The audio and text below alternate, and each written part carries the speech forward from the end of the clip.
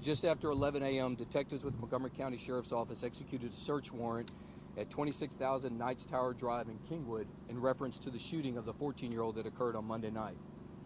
As a result of the evidence obtained, Montgomery County Sheriff's Office can confirm the suspect is now in custody.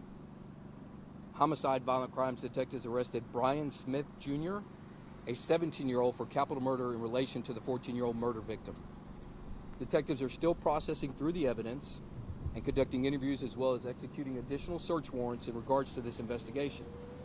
The motive is still under investigation, but we have no information, I repeat, no information at this time that is related to gang activity, nor the incident that occurred at the Porter High School homecoming on Saturday. Okay? This time, that's all I have. Y'all take any questions you might have. Sir, we heard that there were two men seen, or two males seen running from the scene.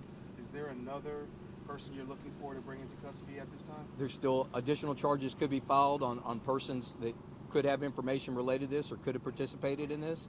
Again, it's still very early in the investigation, so yes, additional charges could be forthcoming. Do you have any information as to the relationship between Bryan and this 14-year-old? They did go to school together and they were considered friends.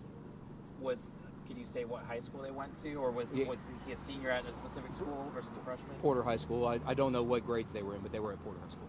And sir, are you able to release the name of that 14 officially? No, laws won't allow us to release a victim of a homicide, 14-year-old. So. Will the 17-year-old be charged as an adult? Yes, he is 17, so he is considered adult. So he is facing charges for capital murder. Yes, in the adult system, the court system. Will y'all have his mugshot later on today? Yeah, once he gets down there and processed, it should be available online or readily available for you. Plus, we'll send it out with the press release when we get it. Do you know if this guy had any CPS history earlier? I don't think they've gotten that far, and we don't have that information right now to give it to you. Any priors on this guy at all? Don't have that information, I'm sorry. And when it comes to what led you to this home, is this a tip? What brought you to this home to issue a search warrant? This is investigation, true investigation by the Homicide Violent Crimes Unit. They haven't stopped since Monday. They've been working around the clock, nonstop, in shifts. This case has always been at the top of their list and working, and that's what got us here, is good old hard-fashioned police work. I understand there was a SWAT scene earlier. How many hours was it to, get to this teenager? Well, I mean, the SWAT, obviously, for the type of offense and the fact that a firearm was involved, the SWAT team was called in as a precaution to execute the search warrant. So we handed over to the professionals. The Montgomery County Sheriff's Office executed the search warrant, made entry, and detained the individuals. We had no incident as a result of them making entry. So.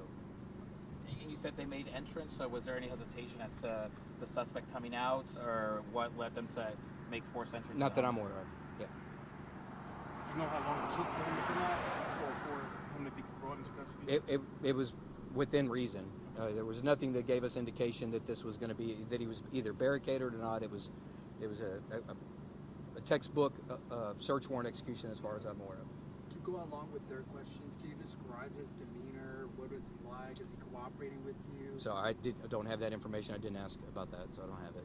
Any information as to what they were doing together at night on Monday that led to the shooting? We've heard reports that they were playing basketball, possibly together on a basketball court, and they were walking back. Anything you can confirm? I can't confirm. All that would lead to the motive right now, and obviously we want to be careful not to jeopardize the rest of the case and where it's at. But we do know they were all together. They are acquaintances, friends from high school, from the school, and they were all walking together.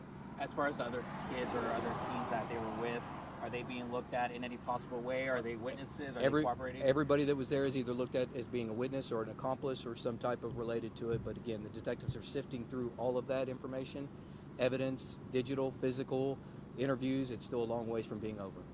People in this community were on edge. What can you say to them to kind of put their minds at ease now, or should they still be concerned? Well, no. I mean, this was not a random crime. This was somebody that knew them. This was a horrific crime that was perpetrated by somebody that knew the victim.